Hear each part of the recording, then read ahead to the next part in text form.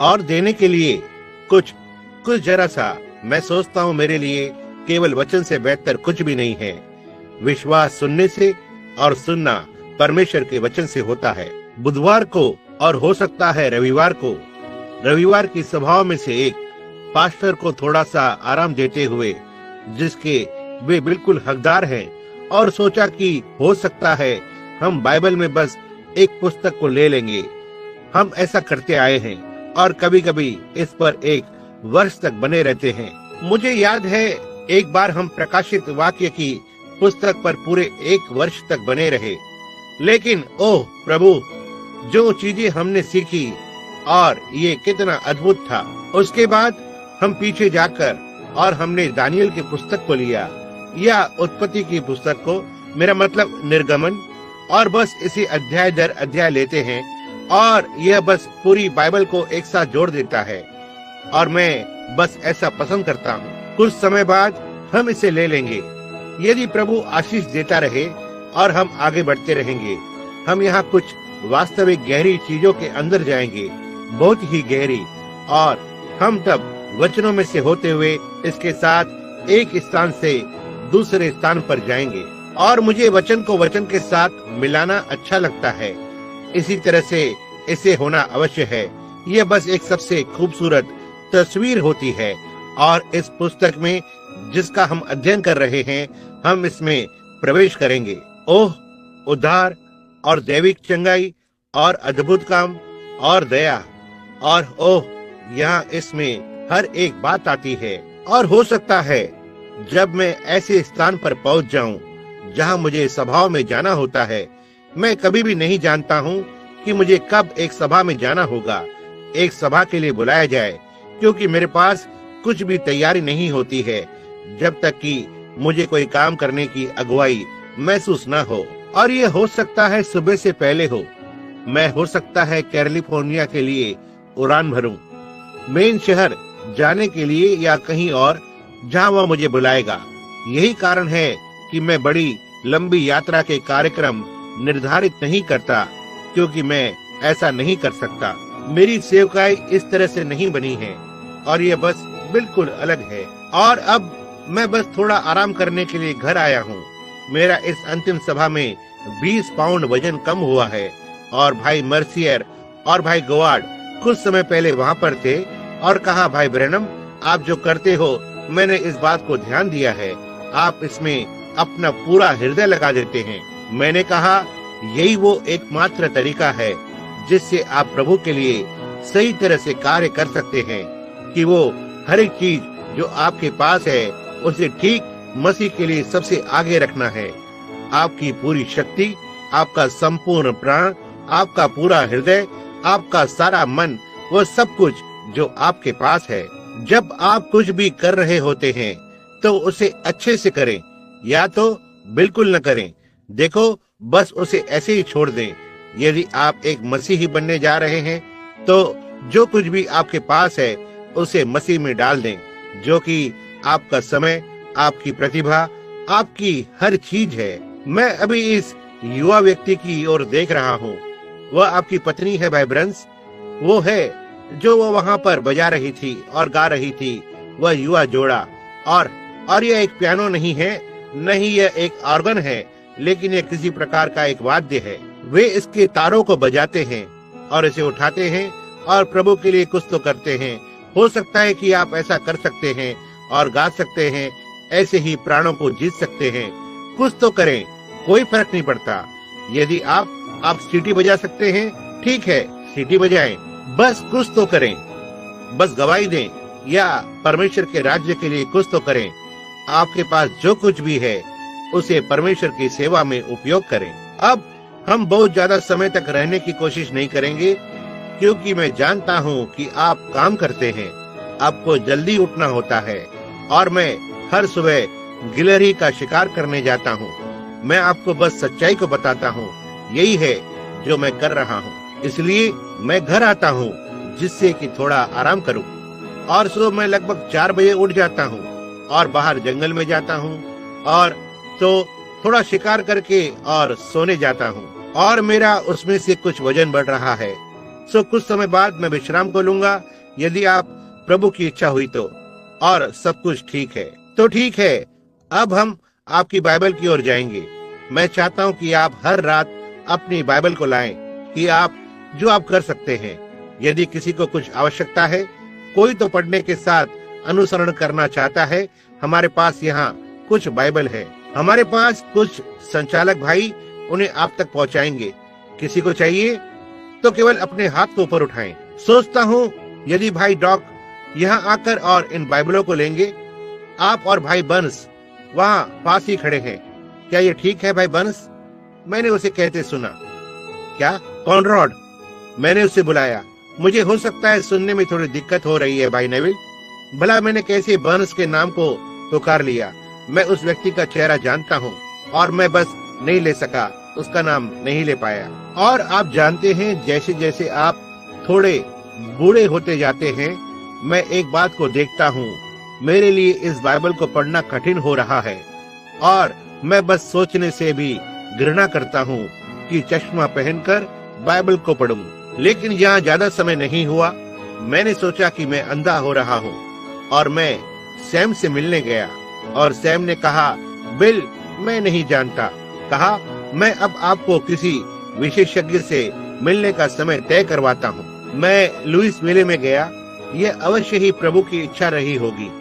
कोई प्रसिद्ध विशेषज्ञ था, मैं अब उसका नाम भूल गया हूँ, लेकिन उसने मेरी किताब पढ़ी थी और उसने कहा, यदि आप कभी वापस अफ्रीका जाते हैं तो मैं आपके साथ जाना चाहता हूँ। उसने कहा, और यदि आप वे अफ्रीकी लोग आपसे प्रेम करते हैं, और कहा वे बहुत अंधविश्वासी हैं, वे विशेषकर चाकू से काटने जाते हैं। सो कहा, मैं अपने जीवन के 6 महीने मोतियाबिंद और इत्यादि के ऑपरेशन के लिए देना चाहता हूँ उस मिशन में। और कहा, यदि हम एक साथ जा सकें और आप इस तरह से उनके समर्थन को जीत सकें। कहा, उसके बाद यदि उनका मोतियाबिंद और आंखों का काम करना पड़ता है, कहा, तो मैं इसे तब 6 महीने के लिए मुफ्त में करना पसंद करूंगा। और मैं भूल गया कि आपको उस डॉक्टर के साथ भेंट करने के लिए कितने लंबे समय तक इंतजार करना होता है। और हम एक छोटे से कमरे में बैठे हुए थे और उसमें छोटी सी लाल बत्ती वहाँ अंधेरे कमरे में पीछे आ रही थी, क्योंकि मैं उन शब्दों को पढ़ सकता था। इसमें 20-20 लिखा था। मैं इसे किसी भी तरह से पढ़ सकता था और उसने 15-15 की फोटो डाली और मैं उसे पढ़ सका और इसे 10-10 पर रखा और मैं इसे पढ़ सका।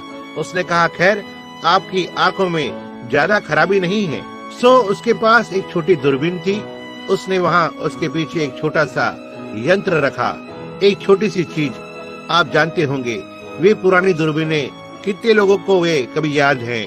हम उनमें से होकर देखा करते थे, इस तरह से तस्वीरों को देखा करते थे। और उसने कहा, क्या आप इसे पढ़ सकते हैं? मैंने कहा, जी हाँ श्रीमान। उसने कहा, इसे मेरे लिए पढ़ें। इसका एक लगभग इस तरह से एक पूरा परिच्छेद था और मैंने इसे पढ़ना शुरू किया। उसने उसे इस तरह ऊपर खींचना आरंभ किया, धीमे और धीमे करते हुए उसने लगभग इस तरह किया। मैं रुक गया। उसने कहा, मैं आपको एक बात बता सकता हूँ, आपकी उम्र 40 के पार हो गई है। मैंने कहा, जी हाँ ये सही है, मैंने इसे बहुत पहले पार कर लिया है। उसने कहा, आपने इसे कैसे किया? उसने कहा, मनुष्य की आंख स्वाभाविक रूप से जब आप 40 वर्ष के हो जाते हैं, जैसे आपके बाल सफेद होने लगते हैं और इत्यादि, आंखों की पुतलियां सपाट हो जाती हैं। कहा, अब यदि आप लंबे समय तक जीते हैं, यह फिर से वापस आ जाएगी। उसने कहा, वे इसे कहते हैं वो दूसरी दृष्टि। लेकिन कहा, एक मनुष्य लगभग 40 वर्ष, वे असल में कहा, उनकी आंखों में कुछ भी गलत नहीं होता है। मैं एक बाल को देख सकता हूँ, यदि यह फर्श पर पड़ा होता है, यह मुझसे दूर होता है, लेकिन मेरे नजदीक होने पर। और उसने कहा, अब आप अपनी बाइबल को पढ़ें। कहा, आप इसे अपने से दूर करें। कहा, थोड़ी देर बाद आपका हाथ उतना लंबा नहीं होगा, आप इसे इतनी दूर तक नहीं लेकर जाएं कि आप इसे पढ़ भी ना सकें। और इसलिए उसने मेरे लिए एक जोड़ी चश्मा बनाकर दिया और कांच के नीचे के हिस्से से आप इससे पढ़ सकते हैं। उसने कहा, अब आपके पुलपिट में। उसने सोचा कि मैं यहाँ के प्रतिष्ठित प्रचारकों में से एक हूँ, आप जानते हैं, और इसलिए कहा कि आप इस चश्मे के कांच का ऊपरी भाग, जो बस सामान्य कांच है, यह केवल नियमित कांच है, और नीचे के भाग में किसी प्रकार का इसमें सांच चढ़ा हुआ है, जिससे कि मैं नजदीक से पढ़ सकता हूँ, आप जानते होंगे, इस तरह से। सो मैं उन्हें पहनना पसंद नहीं करता हूँ, पर मैं पहनता हूँ। और अब बाइबल की शिक्षा में, और मेरे पास आज रात नया नियम है। सो ये मेरे पास कॉलिंस का नया करार है, और इसमें अच्छे बड़े अक्षर की छपाई हुई है। लेकिन अब जब मैं दूसरे एक को लेता हूँ, मुझे उन पुराने दोस्तों के पास जाना पड़ सकता है और एक प्रकार से उनके जरिए से पढ़ना पड़े। लेकिन जो भी हो, मैं खुश हूँ कि मैंने कुछ तो पा लिया है। मैं अभी भी पढ़ सकता हूँ, और जो कुछ भी मेरे पास है, मैं परमेश्वर की महिमा के लिए हर एक को दूंगा, उस हर एक चीज को जो मैं दे सकता हूँ। आशा करता हूँ कि वह उस उम्र के चिन्ह को हटा देगा। मैं उससे मेरी उम्र को दूर करने के लिए नहीं मांग सकता हूँ। जी हाँ, यही केवल एक चीज है जो हम सभी को जाना है। हमें इसमें से होकर जाना है, और मैं जानता हूँ कि मैं हमेशा की तरह छोटा लड़का नहीं हूँ, यहाँ मंच पर खड़ा हूँ। मैं 48 वर्ष का हूँ, और जरा सोचो, 2 और वर्ष, तब 50 वर्ष की उम्र का हो जाऊंगा। भाई माइक, ओह, शायद ही इस पर विश्वास कर सकता हूँ। मैं कभी नहीं जान पाया कि मैं 20 वर्ष पार कर चुका था, लगभग 2 वर्ष पहले तक। ये सही है, केवल मैं इसे विश्वास नहीं कर पाता हूँ। और फिर भी मेरे लिए तब तक विश्वास करना मुश्किल था, जब तक मैंने आईने में नहीं देख लिया, और उसके बाद तब मैं जान गया। लेकिन ये केवल देखने के लिए ऐसा है। मैं बस उतना ही अच्छा महसूस करता हूँ जितना मैंने अपने जीवन में हमेशा महसूस किया था, और मैं उसके लिए भी आभारी हूँ। सारी स्तुति परमेश्वर को मिले। अब हम बाइबल की किताब का अध्ययन कर रहे हैं। ये बाइबल की सबसे गहरी, सबसे मूल्यवान किताबों में से एक है। मैं आपको बताता हूँ, यह एक ऐसी किताब है जो वास्तव में, यदि परमेश्वर अनुमति देता है और हम बस इसके अंदर उतर जाएंगे, मैं विश्वास करता हूँ कि हम सोने से मूल्यवान टुकड़ों को पाएंगे। तब तक के लिए हम बस हर समय परमेश्वर की स्तुति करते रहें। और अब मैं इब्रानियों की किताब, वास्तव में ये क्या है? इसे संत पौलुस के द्वारा लिखा जाना था, सबसे महान बाइबल का वर्णन करने वाला, मुझे लगता है, जो हमारे प्रभु यीशु मसीह को छोड़ संसार में कभी रहा है। और पौलुस अलग कर रहा था।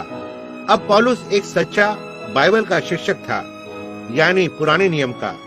उस समय केवल यही किताब लिखी गई थी जिसे बाइबल कहा जाता है, और वह इब्रानियों को दिखाने की कोशिश कर रहा था, पुराने नियम को अलग करते हुए, और पुराने नियम को एक प्रतिछाया या नए नियम की छाया के रूप में दिखा रहा था। ठीक वहाँ हम एक गोल रेखा को खींच सकते हैं, और 3 महीने ठीक वहीं उसी एक विचार पर बने रह सकते हैं।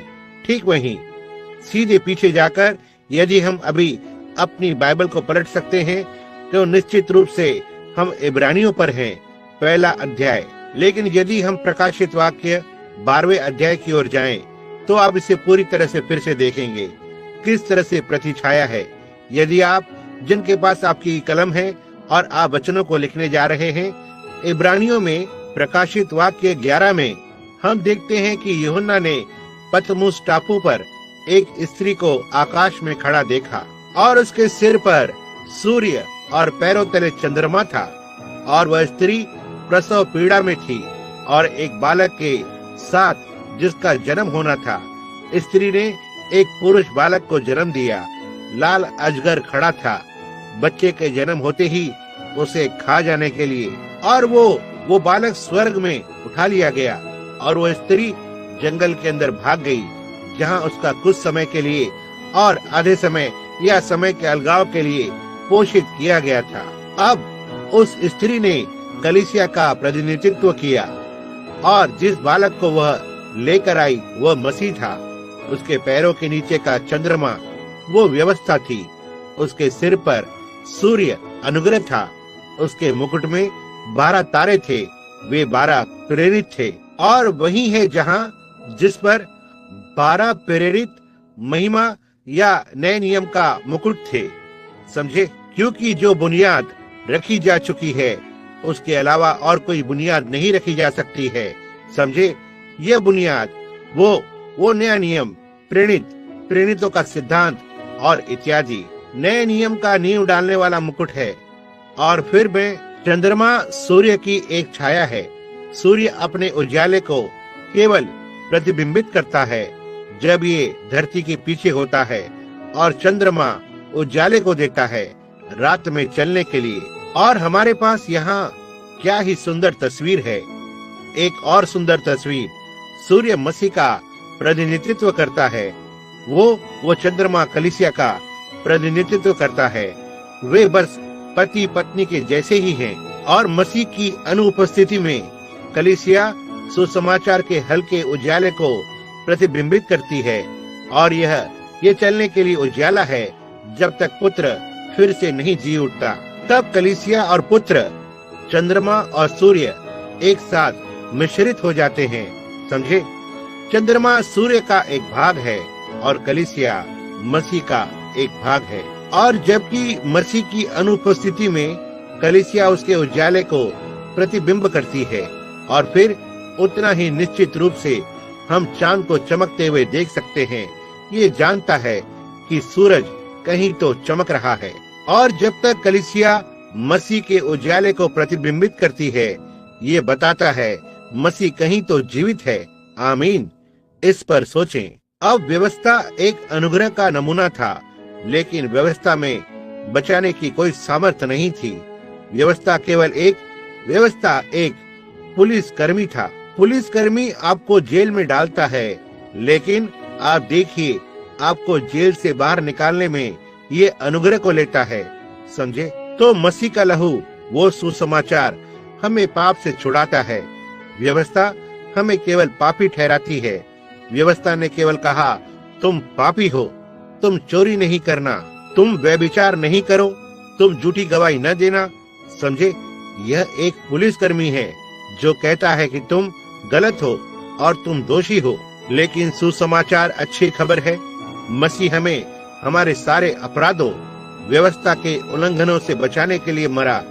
मसीह हमें बाहर निकालने के लिए मरा। अब पौलुस जैसे ही परिवर्तित हुआ, उसने कभी किसी सेमिनरी के साथ परामर्श नहीं लिया, न ही उसने किसी सेवक से परामर्श लिया। लेकिन क्या आपने ध्यान दिया, वो वहाँ अरेबिया में गया और वहाँ 3 वर्ष तक अरेबिया में रहा। अब मेरे विचार में यह है कि अब हमने इसे लिया है जिससे इसके बुनियाद को प्राप्त करें, तो हम जानेंगे कि यह कितना महत्वपूर्ण है। और पहला पाठ, आज रात हम हमारे बुनियाद को लेते हैं। अब पौलुस क्या ही एक बाइबल का शिक्षक था, क्योंकि उसने उस बड़े सारे समय के प्रसिद्ध गमलीएल के अधीन शिक्षा प्राप्त की थी, और वह उस समय के सबसे प्रसिद्ध व्यवस्था और भविष्यवक्ताओं के महान शिक्षकों में से एक था। इसलिए पौलुस उन चीजों में अच्छी तरह से शिक्षित था। और फिर मैं उसे इस तरह से पसंद करता हूँ, यह महान प्रकाशन को उसके हृदय में ईमानदार होने के नाते एक हत्यारा, उसने स्तिफनुस की मृत्यु के लिए सहमति दी थी और स्तिफनुस को पत्थरों और ढेले के नीचे मरते हुए देखा था। मैं सोचता हूँ कि यह अवश्य ही पौलुस बगल में रहा होगा जब उसने स्तिफनुस को स्वर्ग की ओर हाथ उठाते हुए देखा और कहा, मैं स्वर्ग को खुला देखता हूँ, मैं यीशु को परमेश्वर के दाहिने हाथ पर खड़ा हुआ देखता हूँ। और उसने कहा, पिता, उनके विरुद्ध पाप के इस आरोप को ना होने दे। और वह सो गया। क्या आपने इसे ध्यान दिया? वह कभी भी नहीं मरा, वह सो गया। बस जैसे मैं ऐसा नहीं सोचता कि उसने कभी एक और पत्थर को महसूस किया। जैसे एक बच्चा अपनी माँ की गोद में सो जाता है, वैसे ही स्तिफनुस परमेश्वर की बाहों में सो गया। पौलुस के विषय में कुछ तो है जो उसके पास में ही था। उसके बाद वो कोई भी व्यक्ति जो दोष के नीचे होता है वह इससे लड़ने की कोशिश करता। वो महायाजक के पास जाता और कुछ दस्तावेज को लेता। कहा, मैं उन सभी लोगों को गिरफ्तार करूंगा जो ये सब शोर मचा रहे हैं, और उन अधर्मियों को, जिसे ऐसा समझा जाता था, जिसे आज हम कुछ असली कट्टरपंथी कहेंगे या कुछ इसी तरह से, बहुत अधिक शोर मचाते हैं और अशांति का कारण होते हैं। हम बस वहां पर जाकर और इससे निपट लेंगे। और वहां वो उसके मार्ग पर छोटा पुराना, ना ही बड़े बड़े महामार्ग जैसे हम यात्रा करते हैं, और वे फिलिस्तीनी में की सड़कें बस छोटी छोटी पगडंडियां होती थी, जैसे गाय का रास्ता जो जंगल में से होकर जाता है, जहां गाय पशु और भेड़ और घोड़े और गधे और ऊंट होते हैं, पहाड़ियों के ऊपर चढ़ते हैं। और पौलुस दशमिश के रास्ते पर था। एक दिन लगभग दोपहर को एक बड़ा प्रकाश चमकने लगा और उसे जमीन पर गिरा दिया। इसे पौलुस के अलावा किसी ने नहीं देखा। मैं चाहता हूँ कि आप इस पर ध्यान दें।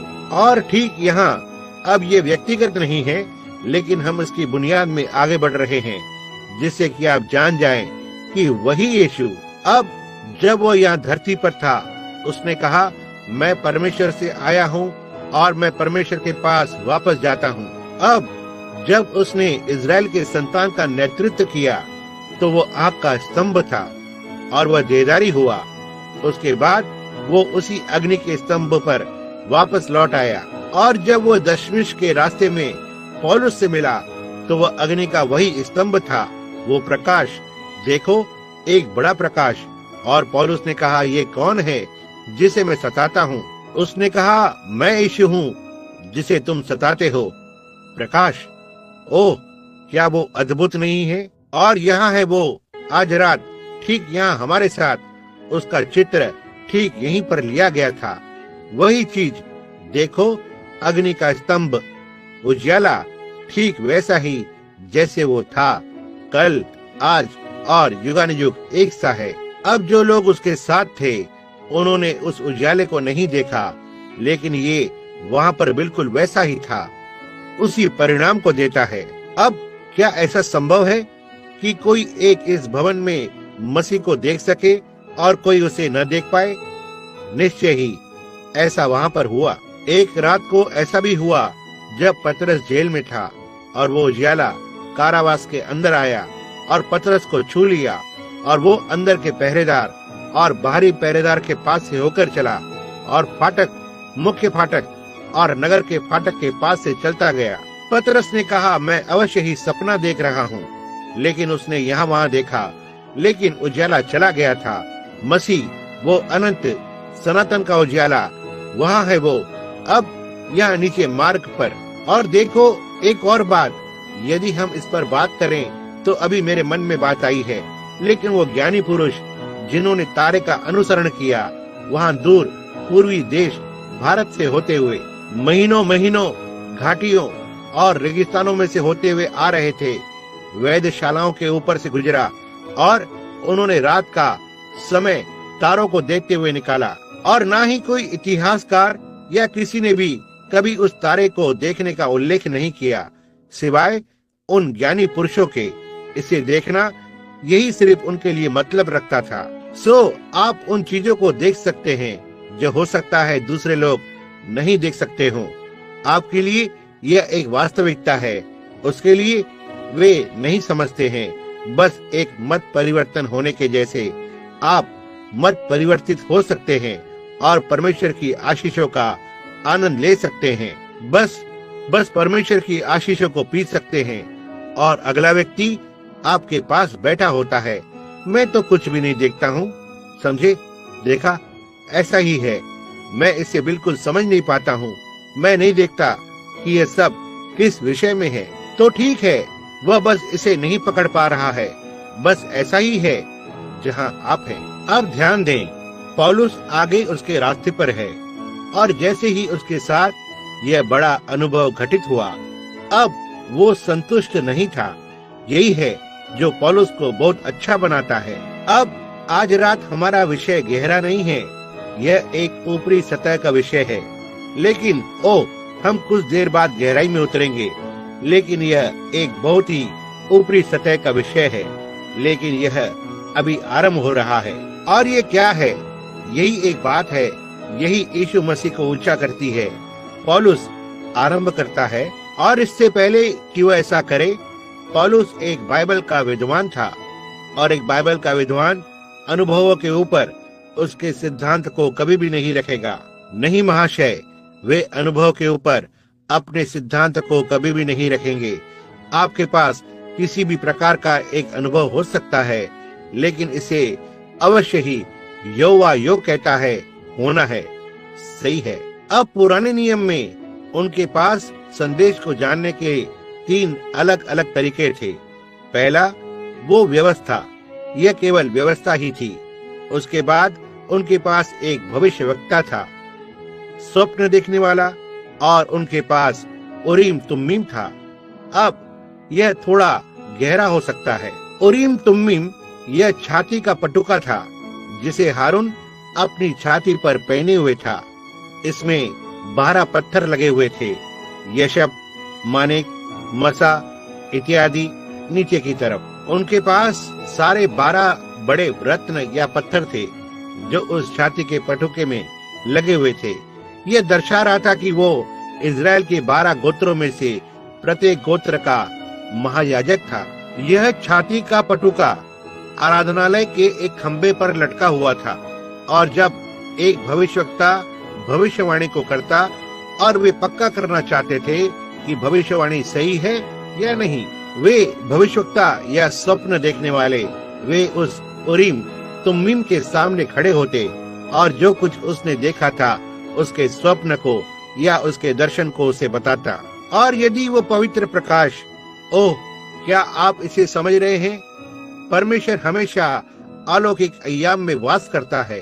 वो समूह उन प्रकाश के बस सामान्य होते थे जब तक ये आवाज वहां उन तक नहीं जाती, और जब आवाज उन पत्थरों पर पड़ती, यदि यह अलौकिक नहीं होता था तो यह शांत पड़ा रहता।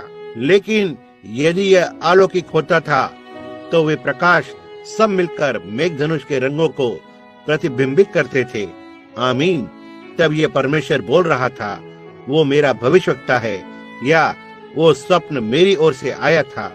यह उरीम तुम्मीम के अनुसार होता था जिससे वे न्याय करते थे। याद है शाऊल जब वह पीछे हट गया था, उसने कहा कि उसके पास कोई सपना नहीं हो सकता, और भविष्यवक्ता शमूएल मर गया और वहाँ कोई जरिया नहीं था।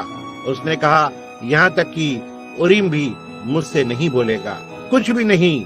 शाऊल उरीम के सामने खड़ा रहा और उसके शब्द मरी हुई जोर की आवाज थी। देखा, परमेश्वर ने तब उसे अस्वीकार कर दिया, और वो उरीम तुम्मीम जो हारून उसके याजक पद का प्रमाणित होना था। हारून के जाने के बाद मूसा, वो पटुका खंबे पर लटका हुआ था।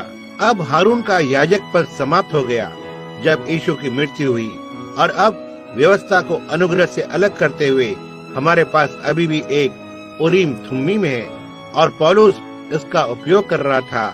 समझे? उरीम तुम्मीम आज परमेश्वर का अमरहार अनंत सनातन वचन है।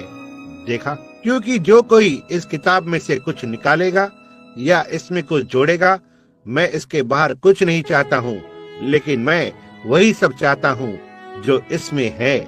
यही वो कलीसिया है जिसे हम चाहते हैं, और सारी चीजों को अवश्य ही वचन के द्वारा सिद्ध किया जाना चाहिए। यही वो कारण है कि मैंने हाल ही में पेंटिकॉस्टल लोगों के बीच एक गिरावट को लिया, क्योंकि कह रहे थे, मैं समझ नहीं सका कि जहां आपके हाथों से तेल बह रहा हो या आपके चेहरे पर से लहू बह रहा हो, ये एक चिन्ह था कि आपके पास पवित्र आत्मा है। यह वचन अनुसार नहीं है, और मैं बस इसे नहीं ले सकता, इसे वचन से ही आना है। और अब पौलुस, वह केवल वचन से प्रेम करता था, इसलिए इससे पहले कि वह अपने इस महान अनुभव को कभी देखता जो उसके पास था, वह 3 वर्ष के लिए मिस्र में चला गया। मैं इसे विश्वास करता हूँ ये 3 वर्ष थे, वहाँ 3 वर्ष मिस्र में। और अब जानते हैं कि मैं क्या सोचता हूँ कि उसने क्या किया। मैं सोचता हूँ कि उसने पुराने नियम को लिया और पुराने नियम में से होते हुए ढूंढा और पाया कि वो वास्तव में पूर्ण रूप से मसीहा था। उसे अपने अनुभव को बाइबल से साबित करना था। आमीन। ओह परमेश्वर, उसकी ओर देखें जब वह जेल में था। आप ध्यान दें, वहाँ पर पौलुस के जीवन का एक समय अंतराल है जब वह वहाँ लंबे समय तक जेल में था। उसने इफिसियों की किताब लिखी, उसने इस इब्रानी की पत्री को लिखा था। समझे, उसके पास समय था। परमेश्वर ने उसे वहाँ एक कारागार में रखा और उसने इन पत्रियों को कलीसियाओं के लिए लिखा। इफिसुस की कलीसिया के लिए एक, उसने पेंटिकोस्टल कलीसिया के लिए एक लिखा। उनके पास बहुत सारी परेशानी थी। पेंटिकोस्टल कलीसिया के साथ उसे किसी और की तुलना में अधिक परेशानी थी। अभी भी ऐसा है, लेकिन वह उनके प्रति आभारी था। केवल एक चीज जो वह उन्हें सिखा सका था। जब वे अंदर आए, किसी के पास अन्य जुबान में बोलना था, किसी के पास स्तुति गान था, किसी के पास कंपन या सनसनी थी, किसी के पास अनुभूति थी।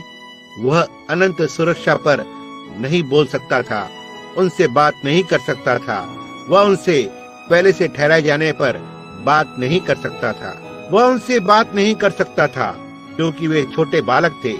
उन सभी को कुछ तो महसूस करना था या कुछ तो देखना था, या अजीब सी भावनाएं और या उनके इर्द गिर्द कुछ तो प्रमाण होना था। लेकिन मैं विश्वास करता हूँ जब उसने इफिसियंस से बात की, वह बोल सकता था, परमेश्वर ने हमें पुत्र और पुत्रियां होने के लिए पहले से ठहराया है और हमें जगत की बुनियाद से पहले यीशु मसीह में संतान के नाई लेपालकपन किया है।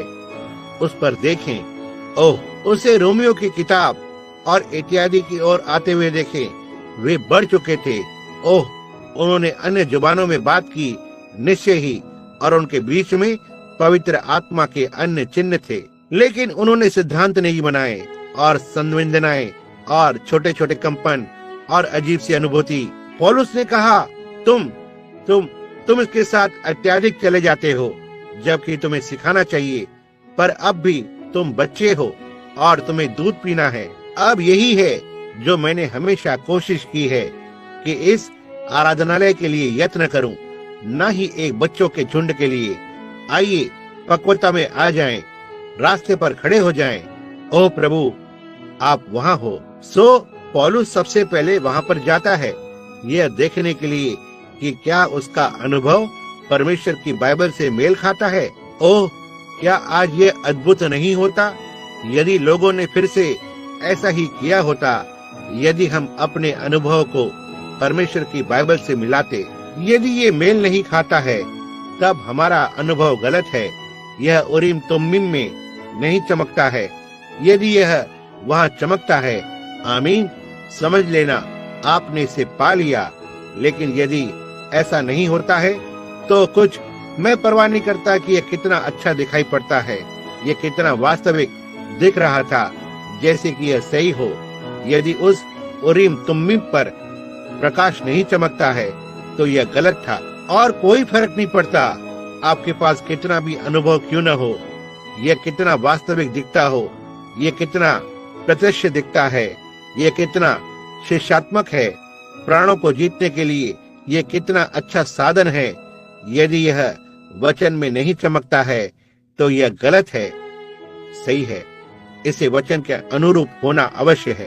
अब मैं विश्वास करता हूँ वहाँ सड़क के बीच में है सड़क। अब बहुत सी बार मैं एक नाजरीन कलीसिया जाया करता था। प्रभु उन प्रिय लोगों को आशीष दे। पुराने प्रचलन के पवित्र मेथोडिस्ट जो कि वे हैं परमेश्वर की कलीसिया, नाजरीन, पिलग्रिम होलीनेस, और उनमें से वे बहुत सी अच्छी पुरानी पवित्र कलीसियाएं, और वे एक गीत को गाया करते थे। मैं उस पुराने विशाल महामार्ग में चल रहा हूँ, मैं जहाँ भी जाता हूँ बताता हूँ, मैं पुराने समय का मसीह बनना पसंद करूंगा प्रभु, बजाय उसके मैं जो कुछ भी जानता हूँ अच्छा, अद्भुत, और फिर वे पवित्रता के महामार्ग की बात किया करते थे। अब यदि आप वहां पर से पढ़ेंगे तो वे उसे यशाया 35वें अध्याय में से लेते हैं। अब यदि आप ध्यान दें तो उसने कहा वहां एक महामार्ग और एक मार्ग होगा। अब और एक जोड़ या संयोजन है, समझे।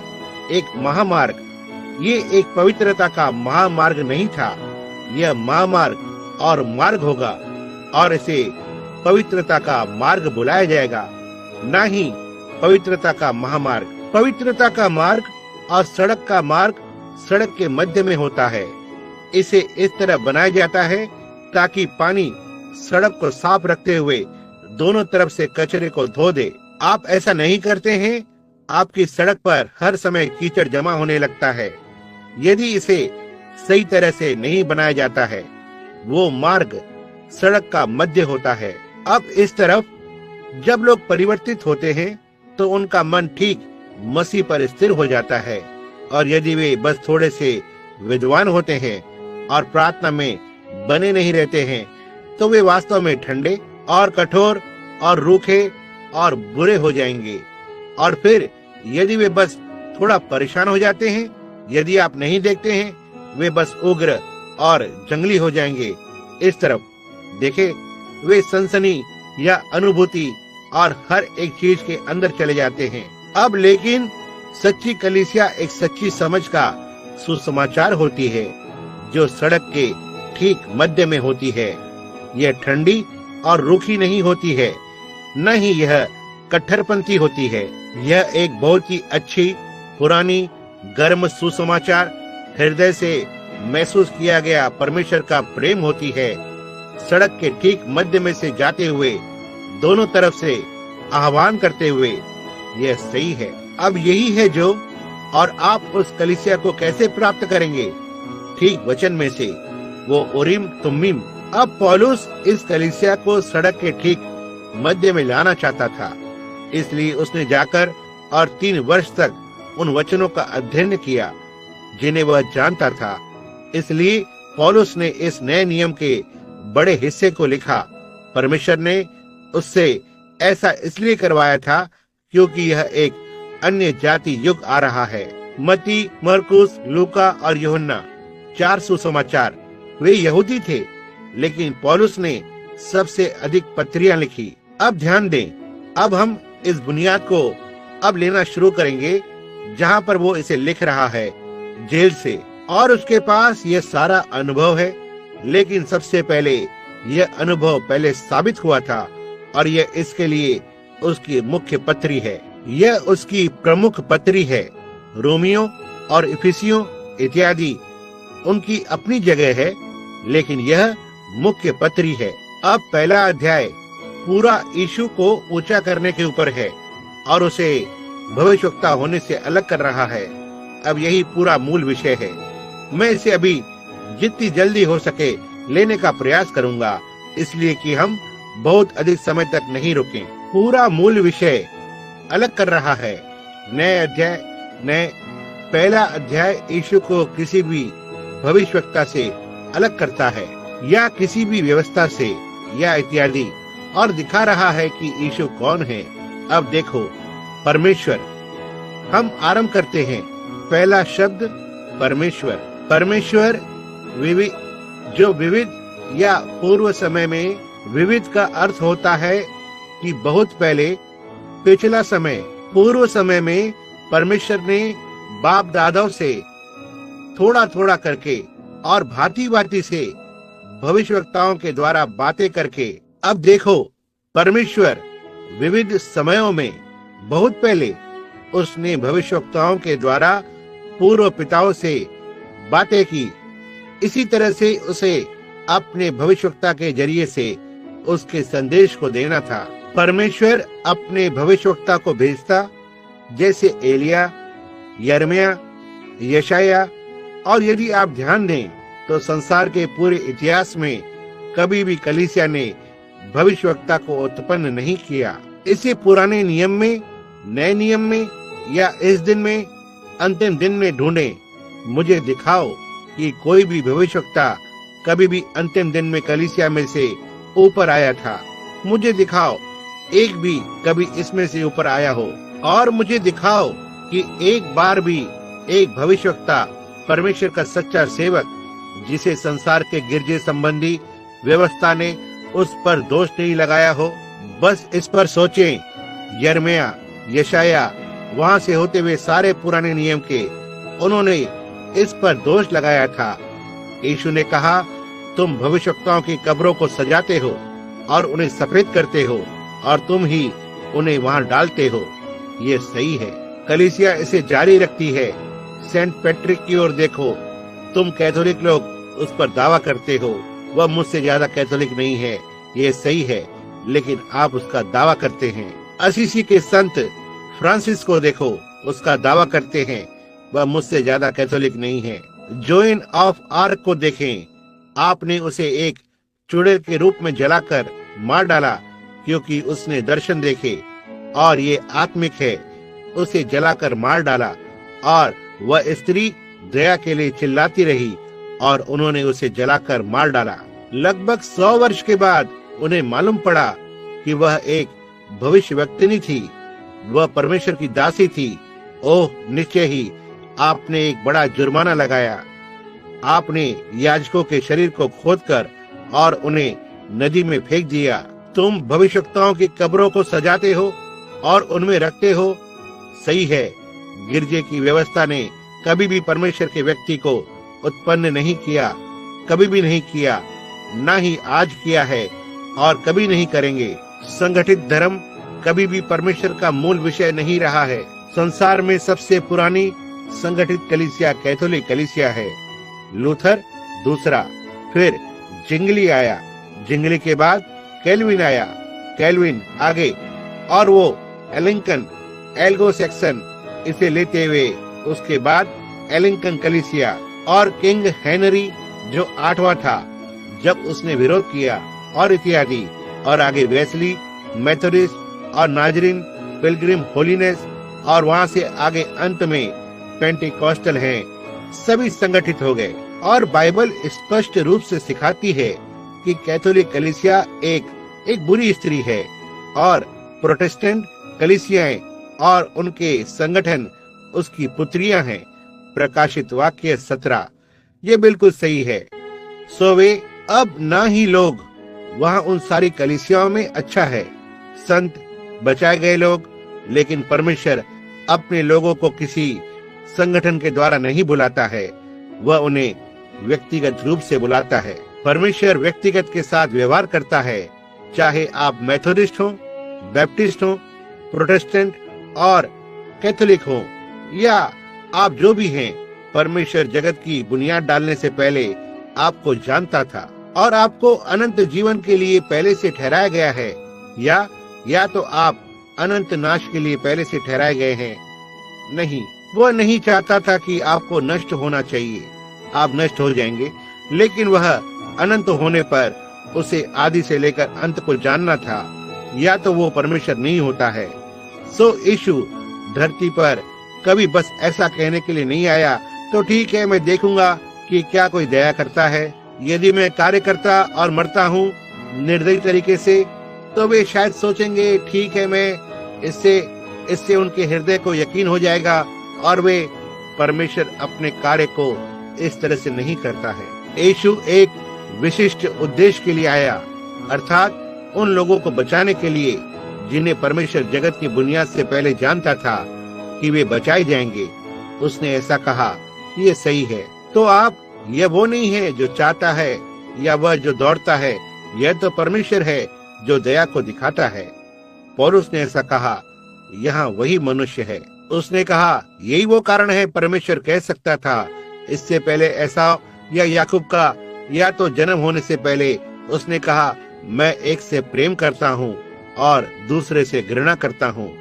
इससे पहले लड़के का जन्म भी हो, परमेश्वर जानता था कि एसाव एक निर्लज था, और वह जानता था कि याकूब वह अपने जन्म सिद्ध अधिकार से प्रेम करता था। तो वह जगत के बनने से पहले इसके बारे में जानता था। अब हम 1 मिनट में ये देखने जा रहे हैं कि वह कौन था जो इसे जानता था। यह इस अध्याय में है। पूर्व समय में परमेश्वर ने बाप दादाओं से थोड़ा थोड़ा करके और भविष्यवक्ताओं के द्वारा बातें करके इन दिनों के अंत में हमसे पुत्र के द्वारा बातें की। क्या किया है? इस अंतिम दिनों में हमसे उसके पुत्र के द्वारा बात की है। अब तब आप इसे किस तरह से सोचेंगे? एक भविष्यवक्ता क्या होगा? क्या हमारे पास इस दिन का कोई भविष्यवक्ता होगा? बिल्कुल होगा। क्या वो हमारे द्वारा बोलेगा? निश्चय ही। लेकिन वह जो पुराने दिनों के भविष्यवक्ता यीशु मसीह की आत्मा थे।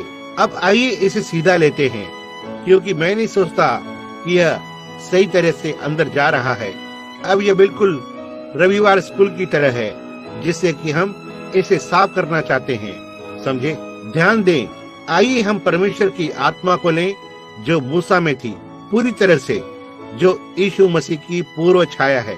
पुराने नियम के सारे पात्र क्रूस की पूर्व छाया है।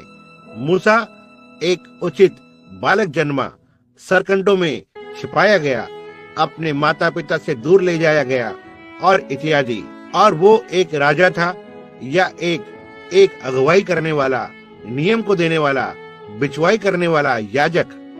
वह जो कुछ भी था, उसने मसीह की पूर्व छाया को दिखाया था। यूसुफ की ओर देखें, जो अपने पिता का प्रिय और अपने भाइयों के द्वारा घृणा किया गया और लगभग चांदी के 30 सिक्कों में बेचा गया, एक गड्ढे में फेंक दिया गया।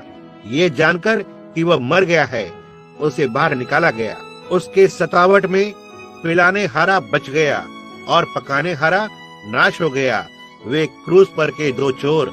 और फिर जब वो बाहर निकला, उस गड्ढे में से ऊपर आकर और फिरौन के दाहिने हाथ बैठ गया था। सबसे बड़ा व्यवसायिक रूप से वो राष्ट्र जिसने पूरी दुनिया को साफ कर दिया। और कोई भी मनुष्य फिरौन के पास नहीं आ सकता सिवाय उनके जो यूसुफ के द्वारा आते हैं। यीशु परमेश्वर के दाहिने हाथ पर बैठा हुआ है और कोई भी मनुष्य बिना मसीह के द्वारा परमेश्वर के पास नहीं आ सकता। और जब यूसुफ उस सिंहासन को छोड़कर बाहर निकलता, तब मनुष्य उसके आगे आगे चलते और जोर जोर से चिल्लाते और तुरही को फूंकते। तुरही बजती, कहते हुए, घुटने टेको, यूसुफ आ रहा है। और जब यीशु आता है तो एक तुरही बजेगी और हर एक घुटना झुकेगा और हर एक जीभ अंगीकार करेगी, जी हाँ महाशय, वहाँ वो था। और जब यूसुफ मरा, तब उसने एक यादगार को छोड़ा उनके लिए जो छुटकारे की बाट जो रहे थे। मैंने अपना हाथ पुराने ताबूत पर रखा। यहाँ ज्यादा समय नहीं हुआ। यह शीशा का बना हुआ था और उसका शरीर बने रहना चाहिए था। उसकी हड्डियां। कहा, तुम मुझे यहाँ मत दफनाओ, किसी दिन परमेश्वर तुमसे भेंट करेगा। वह एक भविष्यवक्ता था। परमेश्वर तुमसे भेंट करेगा। और कहा, जब तुम प्रतिज्ञा किए हुए देश जाओ, तब मेरी हड्डियों को ले लेना। हर एक पहले समय का इब्रानी एक मार खाई हुई पीठ और लहू के साथ होता था। उस ताबूत में देख सकता था और कह सकता था, किसी दिन हम बाहर निकलेंगे। यीशु ने एक यादगार को छोड़ा, एक खाली कब्र। किसी दिन जब हम वहाँ कब्र में जाएंगे और हमारे प्रियजन और उस कुछ पुरानी मिट्टी को लेते हैं, तो ये सुनाई देता है जब वे कहते हैं, राख को राख और धूल को धूल और मिट्टी को मिट्टी। लेकिन भाई, हम समुद्र के उस पार देख सकते हैं एक खाली कब्र को। किसी दिन हम यहाँ से जा रहे हैं, हम जा रहे हैं, वो आ रहा है। हर एक चीज प्रतिछाया थी। दाऊद की ओर देखो, उसके अपने ही लोगों के द्वारा ठुकरा दिया गया और उसके अपने ही लोगों के द्वारा राजपद से उतार दिया गया। यरूशलेम का राजा होने पर उसे अपने ही लोगों के द्वारा यरूशलेम से निकाल दिया गया था। और जब वह जैतून पहाड़ पर चढ़ गया, तो उसने पीछे मुड़कर देखा और रोया। उसे अस्वीकार कर दिया गया था। तब से 800 वर्ष बाद दाऊद का पुत्र यरूशलेम का राजा एक पहाड़ी पर बैठकर और रोया, क्योंकि उसे अस्वीकार कर दिया गया था। वह दाऊद में मसीह की आत्मा थी। सभी ने क्रूस की पूर्व छाया को दिखाया। वे भविष्यवक्ता उसके नाम से बोले, वे उसके नाम में जिए। उन्होंने उसके नाम में कार्य किया। निश्चय ही परमेश्वर ने विविध समयों में और भिन्न भिन्न तरह से भविष्यवक्ताओं के द्वारा पूर्व पिताओं से बातें की, लेकिन इस अंतिम दिन में अपने पुत्र के द्वारा। सो भविष्यवक्ता और आत्मिक पुरुष आज के दिन केवल मसीह का प्रतिबिंब है। वहाँ नियम के अनुसार वे खड़े हुए थे। देखो, यहाँ पर वे खड़े हैं, अनुग्रह में से होते हुए दूसरी तरह से पीछे देख रहे हैं। कि इब्रानियों 11 में अंतिम अध्याय में मैंने अक्सर ऐसा सोचा है।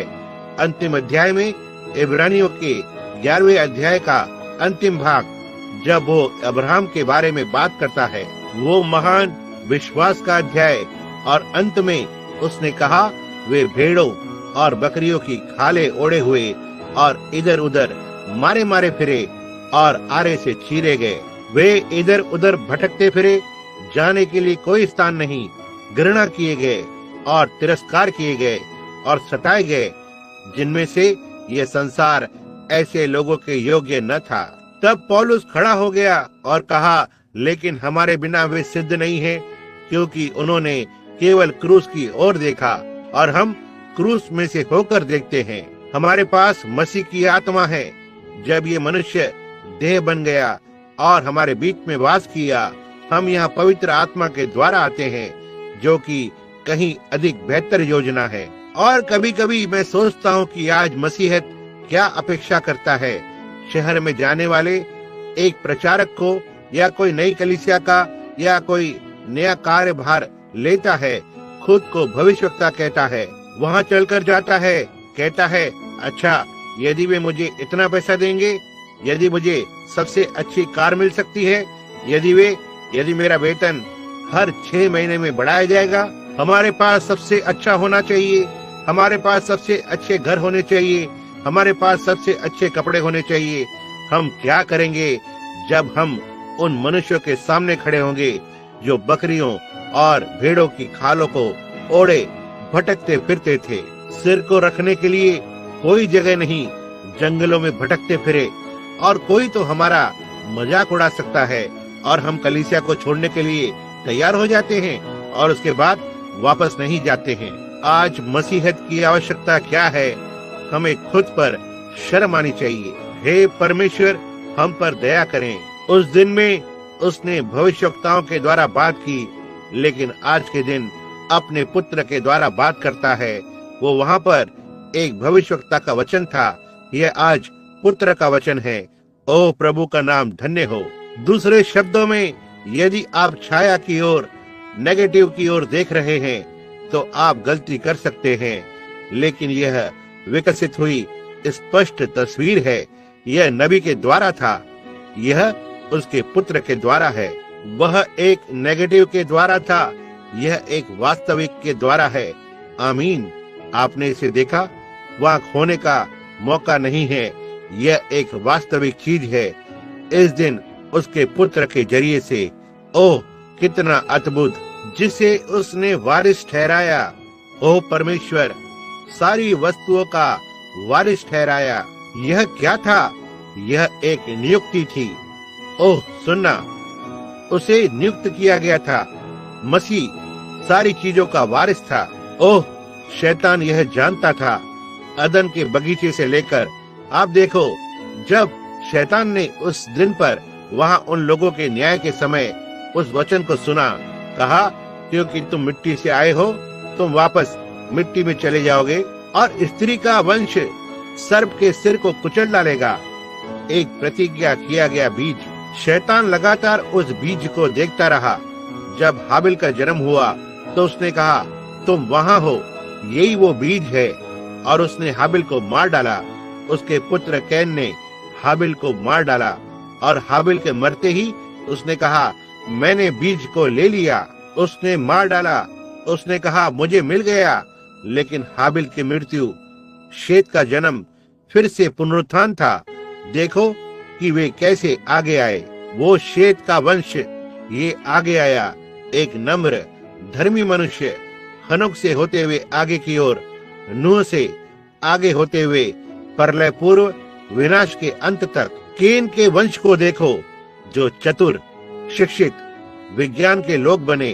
बाइबल नहीं कहता, क्या यीशु ने नहीं कहा कि इस संसार की संतान उस राज्य के संतान की तुलना में अधिक बुद्धिमान है? आज भी केन के तरफ के लोगों की ओर देखें, चतुर, शिक्षित, संदेहवादी, बहुत ही धार्मिक, देखो बहुत ही धार्मिक, लेकिन वैज्ञानिक, विकसित करने वाले बड़े पुरुष, बड़े बड़े पुरुषों को लें, थॉमस एडिसन, बहुत से बड़े बड़े पुरुषों को देखें, आइंस्टीन की ओर देखें। आज दुनिया के दिमाग कहलाए जाते हैं, दुनिया के दिमाग, लेकिन हम दिमाग का इस्तेमाल करने की कोशिश नहीं करते हैं। हम उस मन को जो मसीह में था हम में होने दें और इस वचन की ओर देखें और उसे वैसा ही कहें। चिकित्सक, डॉक्टर, हालांकि हम उन्हें सलाम करते हैं जो कुछ हमारे पास है, लेकिन उनमें से अधिकांश संदेहवादी, संशयवादी होते हैं।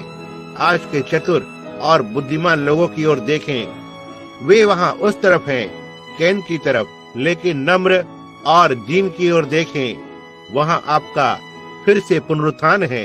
ओह, प्रभु का नाम धन्य हो, आप वहां हो। ध्यान दें, उसने उसे सारी वस्तुओं का वारिस ठहराया और उसी के द्वारा उसने सारी सृष्टि रची है। इन संसार को किसने बनाया? मसीह। मसीह ने इस संसार को बनाया। जी हाँ श्रीमान।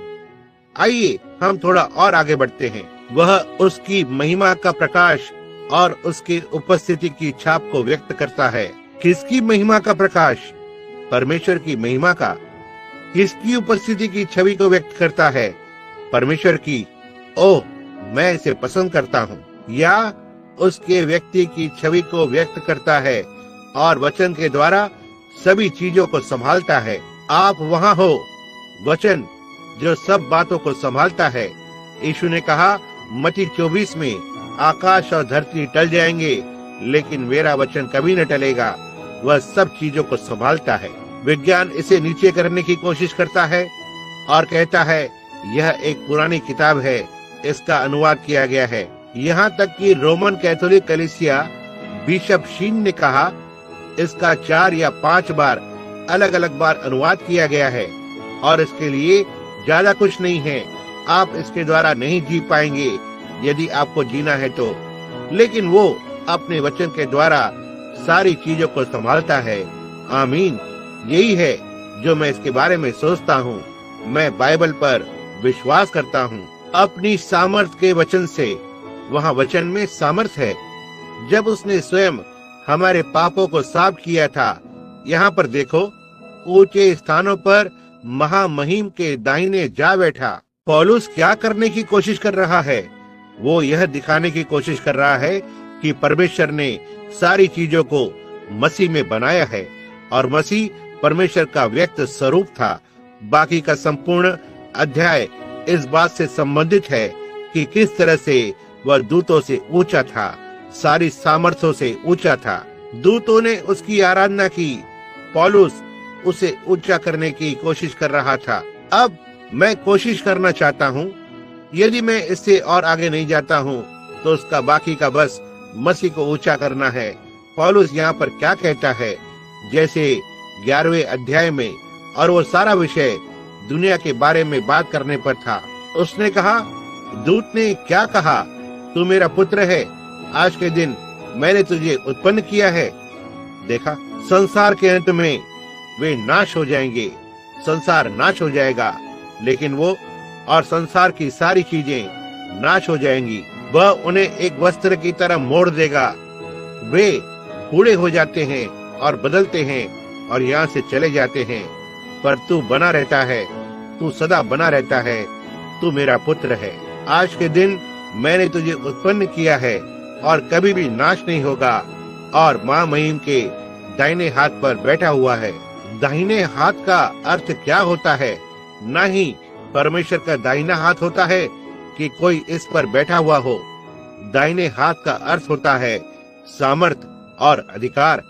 आकाश और धरती में हर एक चीज का अधिकार मिला है और सारा आकाश और धरती उसी के द्वारा बनाया गया है। अब कौन है यह महान व्यक्ति, यह महान पुरुष मसीह? यहाँ परमेश्वर पिता, पुत्र और पवित्र आत्मा में है। ऐसा नहीं है, यह एक त्रिएकता है, लेकिन यह लोगों की त्रिएकता नहीं है, यह कार्य स्थान की त्रिएकता है, उस एक परमेश्वर की। वह इज़राइल की संतान का नेतृत्व करने वाला पिता था, वह उसका कार्य स्थान था, वो महान यहोवा पिता, और उसने धरती पर वास किया, जिसे पुत्र कहा जाता है, और अब वह उसके कलीसिया में रहता है, जिसे पवित्र आत्मा कहा जाता है। ना ही तीन परमेश्वर, तीन कार्य स्थान में एक परमेश्वर, पिता, पुत्र और पवित्र आत्मा। लोग उसे तीन अलग अलग परमेश्वर बनाने की कोशिश करते हैं। परमेश्वर पिता, यही वो कारण है यहूदी को आप कभी नहीं कर पाएंगे। आप इसे किसी यहूदी के लिए वहां कभी नहीं ला पाएंगे। नहीं, वो नहीं कर सकता। उसके पास एक आदेश है कि मैं एक परमेश्वर हूँ। वहाँ केवल एक ही परमेश्वर है। अफ्रीका में वे तीन भिन्न भिन्न तरीकों से बपतिस्मा लेते हैं। वे एक बार पिता के लिए, और एक बार पुत्र के लिए, और एक बार पवित्र आत्मा के लिए बपतिस्मा लेते हैं। एपोस्टोलिक फेथ मिशन वे 3 बार बपतिस्मा लेते हैं, उनके मुंह को आगे की ओर करके उसकी मृत्यु के लिए, जिसे वे पश्चिमी तट या पूर्वी तट पर फुल गॉस्पेल कहते हैं। 3 बार पीछे की ओर करके बपतिस्मा लेते हैं। कहा वो उसके दफनाने के निमित्त करते हैं। और उसने कहा जब वो मरा तो वो आगे की ओर गिरा। दूसरे ने कहा रुको, तुम्हें एक मनुष्य को उसकी पीठ पर दफनाना होता है। बस छोटी छोटी पुरानी तकनीकी चीजें, जबकि वे दोनों ही गलत हैं। वचन के अनुसार दोनों गलत हैं। यह उरीम तुम्मीम है, यह इसे सुलझा देता है। अब यहाँ आइए हम बस उसकी तस्वीर को लेंगे और देखेंगे ये आज रात किस तरह दिखाई देता है। यहाँ है ये, यदि आप इसे देखना चाहते हैं। इस सब पर लगभग 25 वर्षों में मैं एक सेवक रहा हूँ। मैंने इसका अध्ययन किया है और मैंने अक्सर कलीसिया में दानों के बारे में सोचा है। वे दान क्या है? भविष्यवाणी करना, अन्य जुबानों से बोलना, अन्य जुबानों का अनुवाद करना, दैविक प्रकाशन और इत्यादि। ये सब कुछ मसीह के जरिए से आता है। अब देखो, मसीह सारी चीजों का सिर है और वह कलीसिया का सिर है। और क्या आपने कभी एक बड़े हीरे को देखा है? एक बहुत ही बड़ा हीरा जिसे ठीक तरह से काटा जाता है, उसमें से छोटे छोटे टुकड़े निकल जाते हैं। इसमें से उसकी कटाई करके निकालते हैं। यही एक सही हीरे को बनाता है। किसके लिए कटाई होते हैं? उस असली हीरे के लिए। इस तरह से इसे निकाला जाता है, इसे मसला जाता है उस असली हीरे को। जब इसे पाया जाता है। मैं किम्बरली में था। आप में से बहुत से लोगों ने सुना है कि आप सड़क पर से हीरे उठा सकते हैं। ये सही है।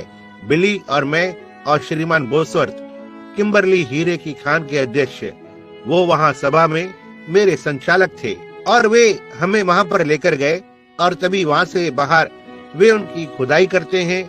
लगभग धरती के लगभग 1700 फुट नीचे से वे बाहर निकलते हैं, जो एक नीला पत्थर होता है, बड़ा नीला, इस नीले पत्थर के जैसे जो आपको यहाँ आसपास मिलता है। और वहाँ के मूल निवासी वे उन्हें 1700 फीट जमीन के अंदर रखते हैं ताकि उन्हें खान से प्राप्त करें, कीमत को बनाए रखने के लिए। आप वहाँ नदी पर जाएंगे, वे इसका सैकड़ों मील तक पहरा देते हैं। 10 गैलन बाल्टी को लें, उसने कहा, और इसे उठाएं, रेत से भरी हुई।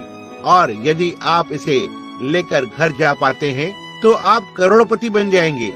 वहाँ इसमें इतने सारे हीरे होंगे, लेकिन उन्हें इस पर काम करना होगा और उनकी खुदाई करना होगा, उन पर की कीमत को बनाए रखने के लिए। अब हीरा जब वो बाहर आता है तो वह एक बड़ा चिकना गोल जैसे कांच का टुकड़ा होता है। वहाँ एक नीला हीरा, काला हीरा, पन्ना और एक साफ हीरा, सफेद हीरा होता है। लेकिन जब सामने आता है तो उसके बाद जब इसे तैयार किया जाता है और उपयोग में लाया जाता है तो उस हीरे के कुछ हिस्से को खोना पड़ता है और इसे इसके उसमें से उन टुकड़ों को खोना होगा। छोटे छोटे टुकड़े काटते हैं, क्योंकि जब ये इस तरह सीधे रोशनी में आता है, ये इसे जगमगाने को लगाता है। काटे जाने से जो जगमगाने को लगाता है, उसी तरह से इसे काटा जाता है। इसे काटा जाता है, टुकड़ों को निकाला जाता है, और फिर जब ऐसा करते हैं तो ये इसे जगमगाने को लगाता है और एक हरा प्रकाश छोड़ेगा, दूसरा एक नीला प्रकाश छोड़ेगा, और हो सकता है दूसरा एक मरकत रंग का प्रकाश और लाल प्रकाश, और इसमें से अलग अलग प्रकाश निकलता है मेघधनुष के रंग के जैसा। वे इसे हीरे में आग कहते हैं। अब उनमें से हर एक प्रकाश दानों को प्रतिनिधित्व करते हैं, लेकिन यही मसीह केवल वो हीरा है, और वही वो एक था जो आया और कुचला गया और घायल किया गया और काटा गया, जिससे कि वह अपने आप को वापस संसार के लिए एक उजाले के नाई प्रतिबिंबित कर सके। वही वो सर्वोत्तम हीरा है।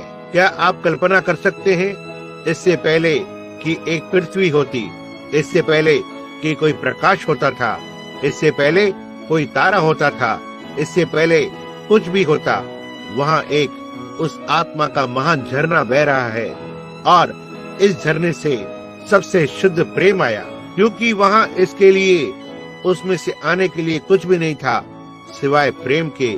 अब हम जिसे हम प्रेम कहते हैं, आज दूषित हुआ प्रेम है, लेकिन जैसे ही हमें एक निष्कर्ष मिलता है या उस प्रेम का जरा सा अंश हमारे अंदर आता है, यह हमारे पूरे विचार को बदल देता है।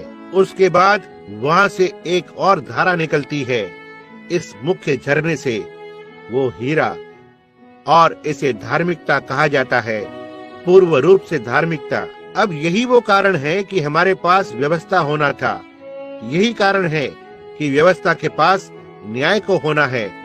यदि कोई न्याय व्यवस्था के साथ नहीं जाता है तो व्यवस्था से कोई भला नहीं होता है।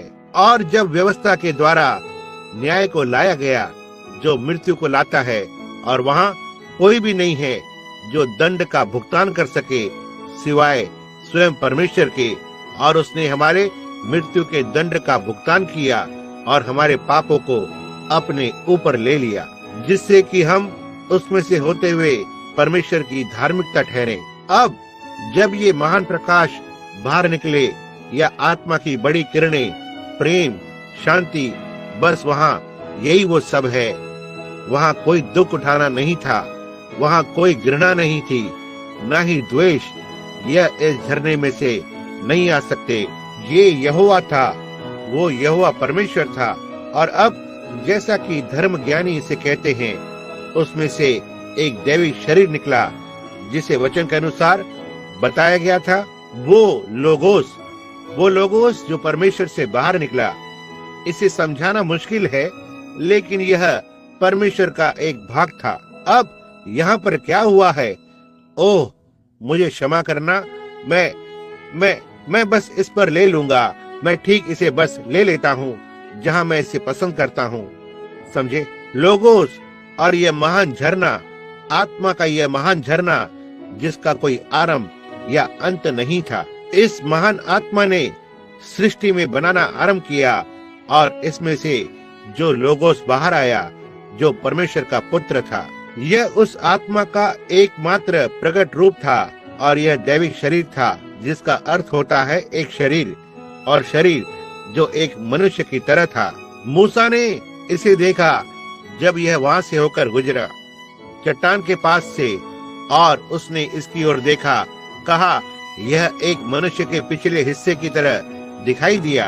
यह उसी प्रकार का शरीर है जो हमें यहाँ मरने पर प्राप्त होता है।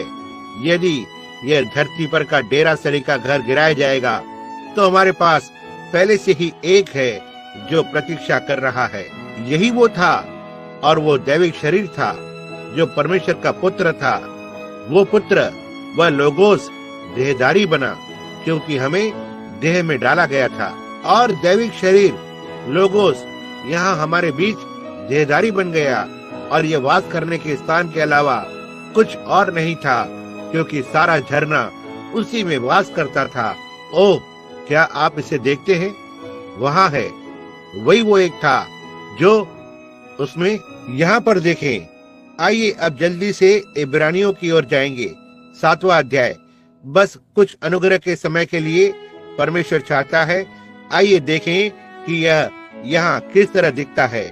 अब्राहम, हमारे पास कितना समय है? हमारे पास 10 मिनट है। तो ठीक है, हम इसे ले लेंगे। उसके बाद हम इसे अगले या रविवार को समाप्त करेंगे, प्रभु की इच्छा हुई तो। अब्राहम राजा को मारकर लौट रहा था, क्योंकि यह मल्कीसिदक शालेम का राजा। कितने लोग जानते हैं कि शालेम कहाँ, कौन, क्या था? यरूशलेम। शालेम का राजा और परम प्रधान परमेश्वर का राजकुमार। जब अब्राहम राजाओं को मारकर लौटा जाता था तो इसी ने उससे भेंट करके उसे आशीष दी। सुनना, इसी को अब्राहम ने सब वस्तुओं का 10वां अंश भी दिया। यह पहले अपने नाम के अर्थ के अनुसार वो धर्म का राजा, उसके बाद शालेम का राजा अर्थात जो कि शांति का राजा है, जिसका न पिता न माता न वंशावली है, जिसके न दिनों का आदि है और न जीवन का अंत है। एक राजा शालेम से नीचे उतर आया और अब्राहम से मिला, जो राजाओं को मार कर आ रहा था। और इस राजा का न कोई पिता था, न कोई माता थी, न दिनों का आरंभ था और न ही जीवन का अंत था। अब्राहम किससे मिला? अब सोचें, उसका कोई पिता नहीं था, उसकी कोई माँ नहीं थी, उसका कभी भी ऐसा समय नहीं था कि उसकी शुरुआत हुई थी, और ना ही उसके पास कभी भी ऐसा समय है जब वो समाप्त हो जाएगा। तो शालेम के उसी राजा को आज भी होना है। आमीन। आपने इसे देखा, ये वो दैविक शरीर था, वो परमेश्वर का पुत्र था। कौन सा शालेम? वो यरूशलेम जो ऊपर है। वह अब्राहम आशीषित होकर खोज रहा था, ढूंढ रहा था, उस नगर को तलाश करने की कोशिश कर रहा था, जिसका बनाने वाला और रचने वाला परमेश्वर था। वह भेड़ों की खालों और बकरियों की खालों को ओढ़े हुए हर कहीं भटकता रहा, निसहाय भटक रहा था और एक ऐसे नगर की तलाश कर रहा था जिसका बनाने वाला और रचने वाला परमेश्वर था। और उसने नीचे आते हुए उस शालेम के राजा से भेंट की और उसने उसे सारे वस्तुओं का 10वां अंश दिया। आमीन। यह वही है। ओह भाई ग्राहम, वो वही था, यह वही था। अब्राहम ने उसे फिर से देखा। एक दिन वह तंबू में बैठा हुआ था। उसने वहां आते हुए देखा और उसने 3 पुरुषों को आते हुए देखा। आप जानते हैं, वहां एक मसीही के विषय में बस कुछ तो है कि वह आत्मा को जानता है जब वो इसे देखता है। जब वह बस इसे जानता है, इसके बारे में बस कुछ तो आत्मिक है। आत्मिक बातें आत्मिक रूप से परखी जाती हैं। आप जानते हैं, जी हाँ, वह बस इसे बता सकता है यदि वह वास्तव में जन्मा है। मेरी भेड़ें मेरी आवाज को जानती हैं। और वो बस जानता था कि वहाँ कुछ तो था। वह बाहर की ओर भागा और उसने कहा, अंदर आए मेरे प्रभु, बैठ जाएं, थोड़ा समय रुकें। मैं रोटी के कुछ निवाले को लेकर और आपके हाथ में रखूंगा। मैं आपके पैर धोऊंगा। अपने आप को विश्राम दीजिए। उसके बाद अपनी यात्रा में आगे निकलें, क्योंकि आप मुझसे भेंट करने आए हैं। वहां उस बंजर भूमि में खराब रास्तों पर चलते हुए प्रभु के तिरस्कार किए हुए लोगों के साथ, जबकि लूत धन संपत्ति में जी रहा था, जो वहां नीचे उसका भतीजा था, लेकिन वह पाप में जी रहा था। यही है सबसे अधिक धन दौलत जिसे उत्पन्न करती है, वो पाप है। सो अब्राहम ने उन्हें वहां आगे लाया। जब उसने थोड़ा सा पानी लिया और उनके पांव धोए, और वह दौड़कर बछड़े के पास गया और एक झुंड के अंदर से मोटा बछड़ा लिया और उसे मारा। काट छाट करने के लिए एक सेवक को दिया और कहा, सारा अपने आटे को गूंदो। आप जानते हैं कि गूंदना क्या होता है? इसका मतलब है, आप जानते होंगे, माँ के पास एक पुराना एक प्रकार की लकड़ी का गोल टुकड़े के जैसा होता था। उसके पास आटा रखने का वो लकड़ी का ढोल नुमा गोल डब्बा होता था। क्या आपने कभी उसमें से एक को छन्नी के साथ देखा है? और उसमें आपके पास एक प्रकार का लकड़ी का गोल टुकड़ा होता था। आप आटे को छानते, आप जानते होंगे, और इस तरह भारी हो जाता और इसमें से होकर छानते। ऐसे मैंने माँ को ऐसा करते देखा है। बहुत सी बार लकड़ी का गोल टुकड़ा, जो एक छोटी सी गोल चीज होती है जिस पर एक छोटी तार की जाली लगी होती है, वह उस आटे को उठाती है और उसे इस तरह छानती है, आप जानते होंगे, और इसे आगे और पीछे से थपथपाती है इस तरह से। फिर लकड़ी का गोल टुकड़े को लेकर और इसे इस तरह हर तरह से बटोरते हैं ताकि यह सब नीचे आ जाए। और यही है जब हमें नीचे से पुराने समय की पिसाई की चक्की में अपने आटे को लेते हैं और बड़ी पुरानी गड़गड़ करती हुई, आप जानते होंगे, भारी होती है, जो असली मकई की रोटी बनाती है।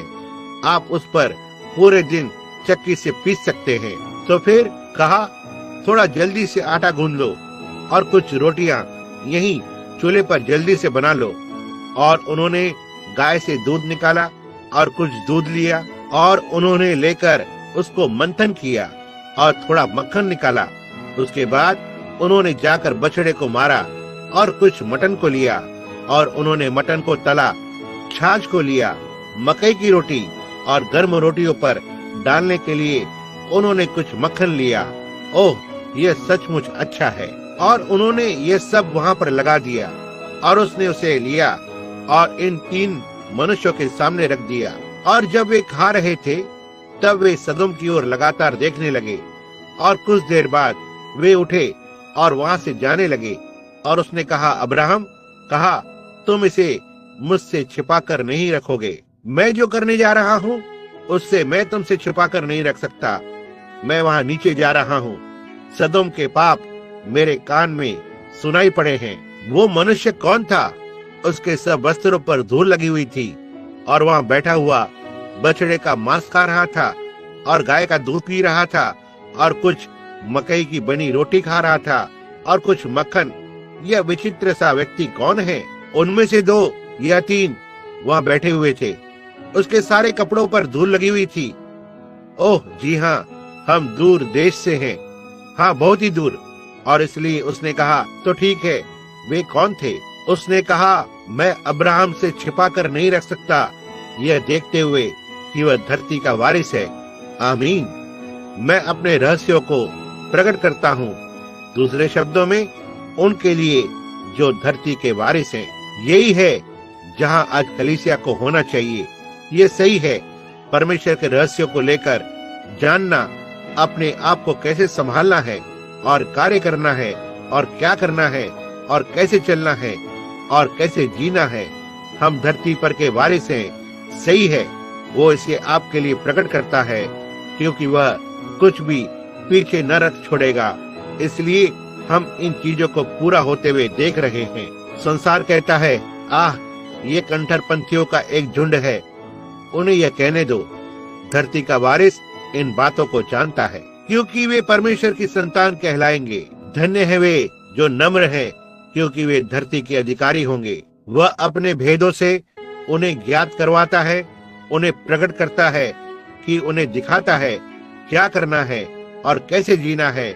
संसार की चीजों को भूलते हुए इस वर्तमान संसार में पवित्रता से चलते हुए और पवित्रता में जीते हुए उसके साथ साथ चलते हुए संसार को कहने दो जो वो कहना चाहता है।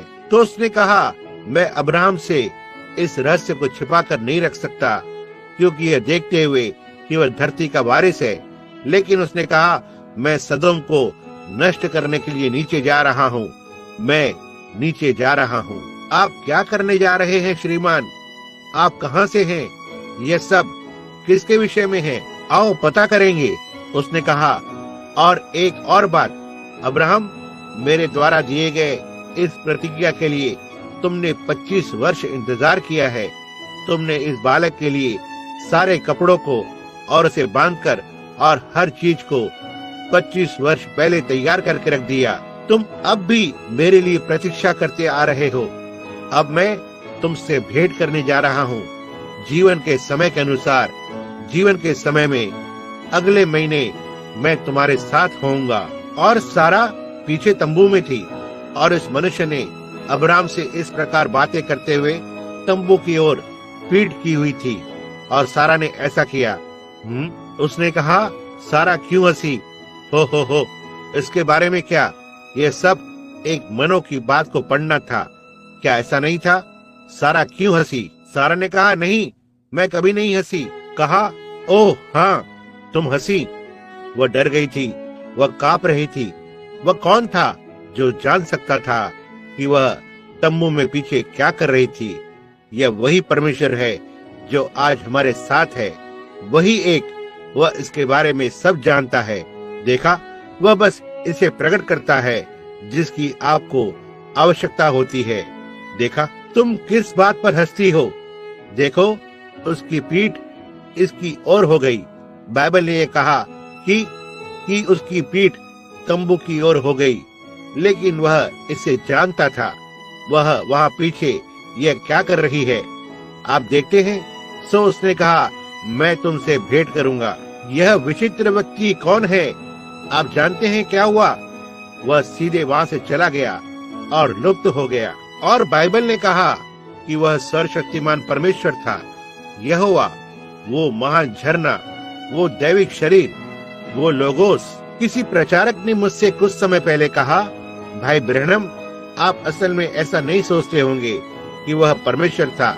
क्या आप सोचेंगे? मैंने कहा, बाइबल ने कहा कि यह परमेश्वर था, एलोहिम, जो वह सर्वशक्तिमान परमेश्वर था, एल शदाई। यह सही है, शक्ति को देने वाला, संतुष्ट करने वाला। आमीन। ओह, मैं धार्मिक महसूस करता हूँ। इस पर सोचें, यहाँ वो है। अब मैं आपको दिखाऊंगा कि वह यहाँ कौन है। उसके बाद आप देखेंगे कि पुत्र कौन है। वो यीशु था। इससे पहले उसका मनुष्य नाम था यीशु। उस दिन वहाँ झरने पर खड़ा हुआ था और वे सब पी रहे थे, आप जानते हैं, और जल का होना जो जंगल में था और इसी तरह की चीजें। उसने कहा, वे मन्ना और चीजों को खा रहे थे। उन्होंने कहा, हमारे बाप दादाओं ने जंगल में 40 वर्षों तक मन्ना खाया। उसने कहा, और वे हर एक मर गए। कहा, मैं जीवन की रोटी हूँ जो स्वर्ग से परमेश्वर की ओर से उतरी है। वो जो इस रोटी को खाता है वह कभी भी नहीं मरेगा। कहा, तो ठीक है, हमारे पूर्व पिताओं ने आत्मा से पिया, उस एक आत्मिक चट्टान से जो जंगल में थी, जो उनके साथ साथ थी। उसने कहा, मैं वो चट्टान हूँ। महिमा, संत यूहन्ना 6वां अध्याय। क्यों? उन्होंने कहा, क्या? हाँ, ये सही बात है, क्योंकि उसने कहा, तुम यहाँ तक 50 वर्ष के भी नहीं हो। अवश्य ही उसके काम ने उसे थोड़ा बूढ़ा दिखने को लगाया, लेकिन वो केवल 30 वर्ष का ही था। कहा, तुम 50 वर्ष से अधिक उम्र के मनुष्य नहीं हो और तुम कहते हो कि तुमने अब्राहम को देखा है, जिसे मरे हुए 8 या 900 वर्ष हो गए हैं। अब हम समझते हैं कि तुम एक शैतान हो। उसने कहा, इससे पहले अब्राहम था, मैं हूँ। वहाँ वो है, वो मैं हूँ कौन था? सारी पीढ़ी के लिए एक चिरस्थायी नाम। वह था वो जलती हुई झाड़ी में वो अग्नि का स्तंभ। मैं जो हूँ सो हूँ। वहाँ वो था, वो दैविक शरीर उसने यहाँ बनाया, जिसे परमेश्वर का पुत्र मैं हूँ यहोवा बुलाया गया। थोमा ने कहा, प्रभु, हमें पिता को दिखा और यह हमें संतुष्ट करेगा। कहा, मैं तुम्हारे साथ इतने लंबे समय से हूँ, तुम मुझे नहीं जानते? कहा, जब तुम मुझे देखते हो तो तुम पिता को देखते हो। क्यों कहते हो, हमें तो पिता को दिखा दे? मैं और पिता एक हैं। मेरा पिता मुझ में रहता है। मैं बस एक तंबू हूँ जिसे पुत्र कहा जाता है। पिता मुझ में वास करता है। ये मैं नहीं जो काम करता हूँ, ये तो मेरा पिता है जो मुझ में वास करता है, वो काम करता है, मैं नहीं। अब वहाँ पीछे खड़े होकर मूसा ने उसे फिर से देखा, उसके पीछे के भाग को देखा। कहा, एक मनुष्य की पीठ की तरह दिखाई दी, लोगोस, जो परमेश्वर में से निकला। तब क्या हुआ? यह परमेश्वर था, और कारण कि वह लोगोस से देदारी बन गया। क्या आप कैसे? उसका क्या हुआ? उससे 5 मिनट पहले वो लोगोस था, लेकिन उसने क्या किया? वो तब वहां पर पहुंचा। अब हमारे शरीर धरती के 16 विभिन्न तत्वों से बने हैं। हम ये जानते हैं ये पोटाश में से बना है और कुछ कैल्शियम और पेट्रोलियम और लौकिक प्रकाश और अणु और इत्यादि सभी एक साथ इकट्ठा होकर और इस शरीर को बनाते हैं जो इस धरती की मिट्टी से आता है। आप खाना खाते हैं, जैसे ही आप खाना खाते हैं वह बदल जाता है मिट्टी से, और ये मिट्टी से आता है और ये बस ऐसे ही आगे चलता रहता है। आपकी देह, जहाँ तक आपकी जो देह है, घोड़े से या गाय से या किसी और पशु से भिन्न नहीं है। यह अब भी सिर्फ देह ही है। और लड़के, तू देह की महिमा करता है, लेकिन उस आत्मा के पास वहाँ उसमें प्राण होता है। मेरे भाई, ये सही है, लेकिन तेरी देह पशु के जैसे धरती की मात्र मिट्टी ही है। आपकी देह एक जानवर की देह से ज्यादा कुछ नहीं है। और यदि आप शरीर और उस चीजों की अभिलाषा करते हो जो आप देखते हो, स्त्री की लालसा और इन सब भिन्न भिन्न चीजों की अभिलाषा, यह अब भी जानवर ही है। यह सही है, यह सही है।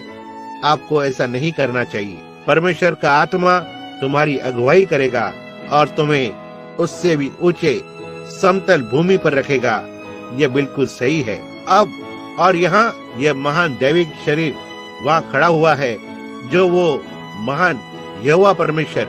आप जानते हैं कि उसने क्या कहा। वह तब वहाँ पर पहुंचा और मुट्ठी भर अणु को लिया, थोड़ा सा प्रकाश लिया और इसे इस तरह से इसमें डाला, आगे बढ़ा, एक शरीर, और बस उसमें कदम रखा। बस ऐसा ही है। कहा, यहाँ आओ जिब्राइल, वह महान प्रधान दूत। आगे बढ़ा, उसमें कदम रखो। यहाँ आओ मिकाएल, वो दूत जो उसकी दाहिनी ओर था, क्योंकि तुम उसमें कदम रखो। परमेश्वर और दो दूत या मनुष्य देह में चले गए और एक गाय के दूध को पिया, दूध में से मक्खन को खाया और अन्न की रोटी खाई और बछड़े के मांस को खाया। दो दूत और परमेश्वर। बाइबल ऐसा कहता है। यही मलिकिसिदक है जिससे अब्राहम ने भेंट की जब राजाओं को मारकर आ रहा था। यही परमेश्वर का पुत्र है। आगे बढ़ेंगे। यहाँ इब्रानियों 7वें में कहा, लेकिन परमेश्वर के पुत्र के स्वरूप ठहरा। वहाँ है वो, उसने सारी चीजों को उसी के द्वारा बनाया और वह सीधे वहाँ पर चला गया और बस उस मिट्टी को वापस फिर से मिट्टी में बदल दिया और सीधे वापस महिमा में चला गया। और वे दूत, जैसे ही उन्होंने लूत और श्रीमती लूत को छुड़ाया और वे पीछे मुड़कर देखती रही, उसने कहा, उन्हें बताया कि फिर से ऐसा न करना, और उन्होंने सीधे वापस परमेश्वर की उपस्थिति के अंदर में कदम रखा। अब इस महान विश्वास में हमारे पास क्या ही बड़ी आशा है कि हम आज रात सेवा कर रहे हैं। वो जीवित परमेश्वर यहोवा अग्नि का खंभा हमारे साथ है, खुद को सामर्थ और क्रिया में दिखाता है और ऊंचा करते उन्हें उसी की तस्वीर लेने दो, उसी यहोवा की। परमेश्वर का पुत्र जो परमेश्वर से आया था, परमेश्वर के पास वापस चला गया और हमेशा के लिए उसकी कलीसिया में रहता है। वहाँ है वो, उसके पास उसकी किताब में हमारे नाम है, अपनी खुद की शपथ के साथ, क्योंकि उससे बड़ा कोई नहीं है जिसकी वह शपथ ले सके कि वह हमें अंतिम दिन में जिलाएगा। वह जो मेरा मांस खाता है और मेरा लहू पीता है, उसके पास अनंत जीवन है और मैं उसे अंतिम दिन में जिला उठाऊंगा। जो मेरे पास आता है उसे मैं किसी भी तरह से बाहर न करूंगा। वह जो मेरे वचन को सुनता है और उस पर विश्वास करता है जिसने मुझे भेजा है, उसके पास अनंत जीवन है और वह कभी दंड में नहीं आएगा, लेकिन मृत्यु से पार होकर जीवन में प्रवेश कर चुका है। वही वो एक है जो मुट्ठी भर कैल्शियम और पोटाश को तब आगे बढ़कर और उठा सकता है, आगे बढ़ता है, और वहां पर आप फिर से होते हैं और मेरा नाम उसकी किताब पर है। हो। मैं क्यों परवाह करूं कि किस तरह से मेरे कंधे कितने झुक रहे हैं मेरी उम्र कितनी हो गई है। बिल्कुल भी नहीं, जरा से भी चिंता नहीं। भाई माइक, इन दिनों में से एक आपका हृदय आशीषित हो। भाई, जब वह बड़ी तुरही आएगी जो आवाज करेगी और वह यूसुफ आगे कदम को रखेगा। हालेलुया। वह कहेगा, बच्चों, वहां हम उसके समानता में बनाए जाएंगे। हमेशा के लिए जवान, बुढ़ापा जा चुका है, बीमारियां, परेशानियां, दुख खत्म हो चुके हैं। जीवित परमेश्वर की महिमा हो। यही है जिसके जरिए से वो आज बोल रहा है, जो उसका पुत्र है। विविध समयों और भिन्न भिन्न जरियों से उसने भविष्यवक्ता के द्वारा बात की, लेकिन इस अंतिम दिन में अपने पुत्र मसीह यीशु के जरिए से वह हर एक उस मनुष्य के हृदय से बात करता है जिसे उसने बुलाया है। यदि आपने कभी उसकी आवाज को महसूस किया है या उसे अपने हृदय पर दस्तक देते सुना है, तो कृपया इससे मुंह को ना मोड़ें। आइए हम प्रार्थना करें। स्वर्गीय पिता, आज रात जैसा कि हम ये जानकर बहुत खुश हैं, इस इब्रानी की पत्री के आरंभ पर किस तरह से पौलुस सीधे सुसमाचारों में वापस पीछे चला गया। वो बस इसे सुनने कहने पर नहीं लेता है या एक अनुभव के ऊपर। वो हमसे चाहता था कि हम जाने कि सत्य क्या है, और वह सीधे सुसमाचार में वापस चला गया और वह पुराने नियम में वापस गया, वो सुसमाचार जो उन्हें सुनाया गया था। और उसने पुराने नियम में से होते हुए सारी प्रतिछाया और नमूनों को देखा।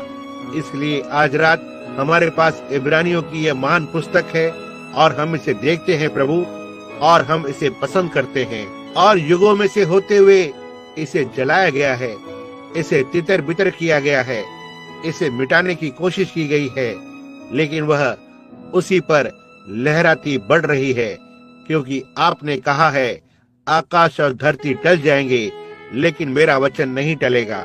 तब संदेहवादी कहेगा, तो ठीक है, आपने कहा पौलुस ने इसे लिखा। पौलुस ने नहीं, लेकिन परमेश्वर जो पौलुस में था, वह रचनात्मक जीवन जो पौलुस के अंदर था, बस उसी तरह दाऊद में था, जब उसने कहा, मैं अपने पवित्र जन को नहीं सड़ने दूंगा, ना ही उसके प्राण को अधोलोक में छोड़ूंगा।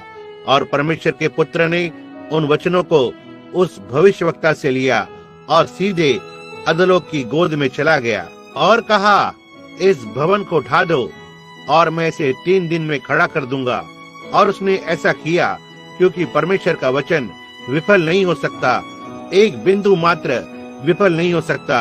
हम इसके लिए परमेश्वर को कैसे धन्यवाद करें, इस महान उरीम तुमीम के लिए। और इसे जानना कि आज रात हमारे अनुभव प्रभु ठीक यहाँ इस बाइबल पर जगमगा रहे हैं। हमने नया जन्म पाया है, हमारे पास पवित्र आत्मा है।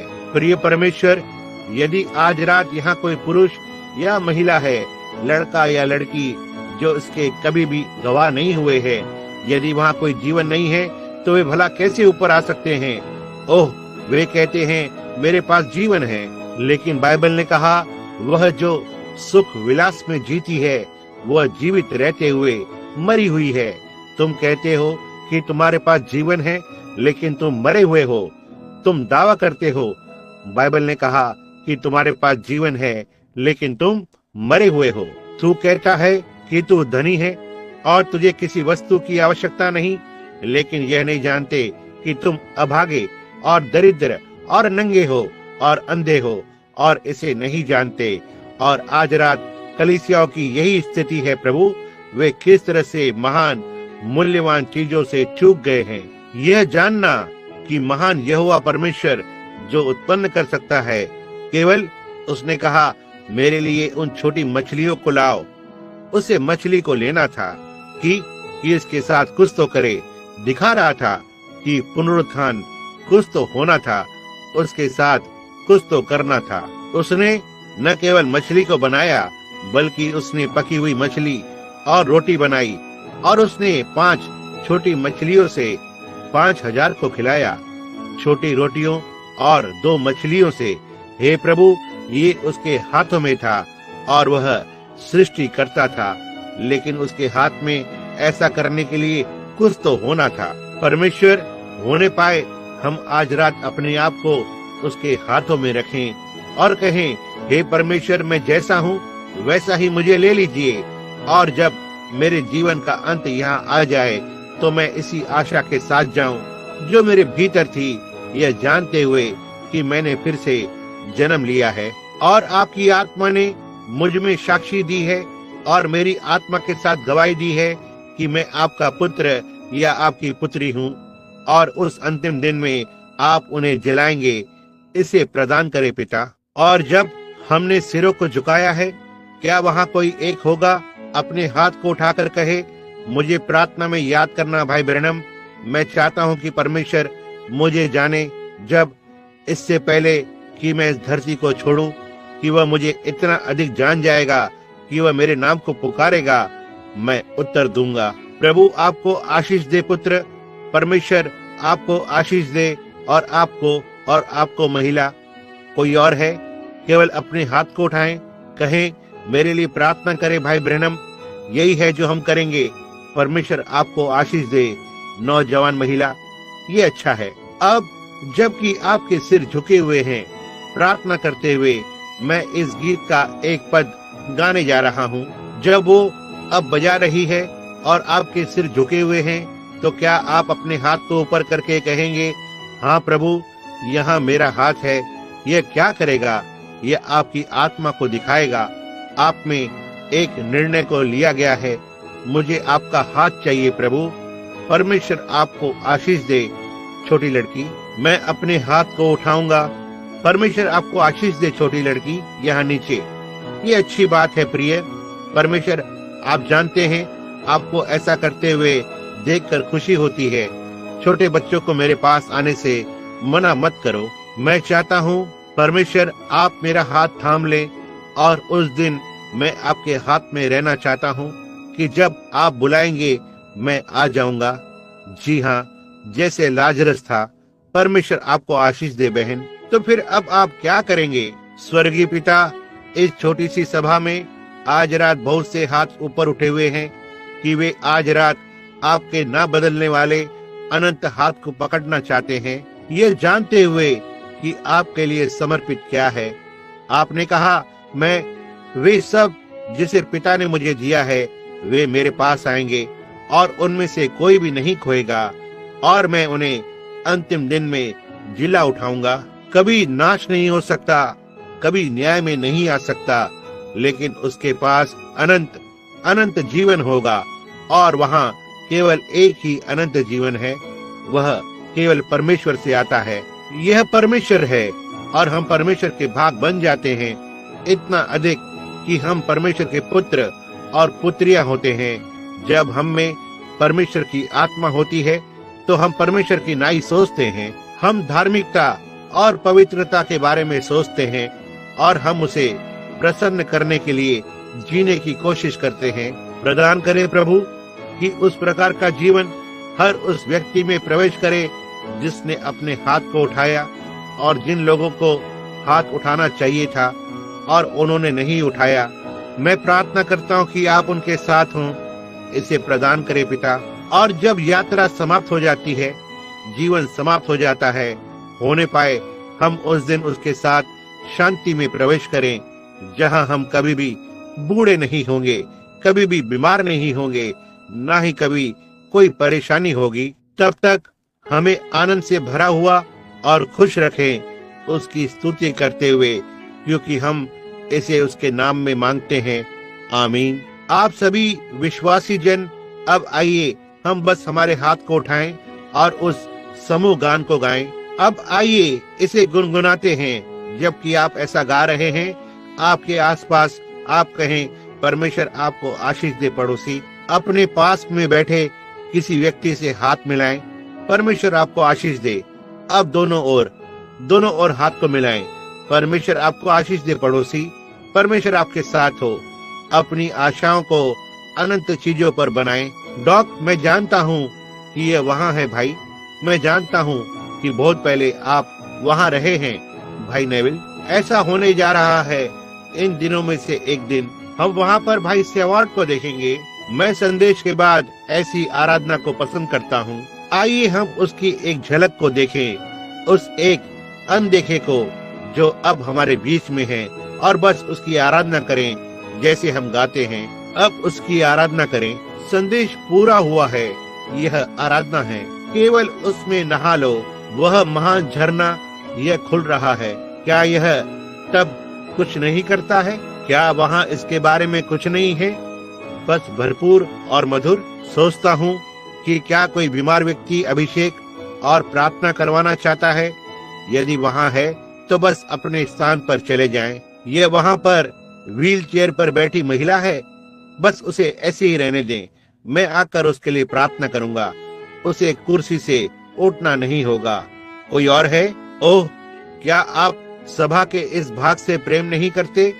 कितने लोग महसूस करते हैं जो बस जानते हैं कि परमेश्वर की उपस्थिति यहाँ पर है। यही है जिसके बारे में मैं बात कर रहा हूँ। वही आपको बस ऐसा महसूस होता है। कितने लोगों को ऐसा महसूस होता है कि आप बस चिल्ला सकते हैं। अब आइए हम बस देखें। बस ऐसा महसूस होता है कि आप में कुछ तो है जो चिल्लाना चाहता है। समझे? जब हम आराधना में हैं, हम अब बीमारों का अभिषेक करने जा रहे हैं और उनके लिए प्रार्थना करेंगे। क्या आप सीधे इस तरफ नहीं आएंगी महिला? इसका क्या मतलब होता है?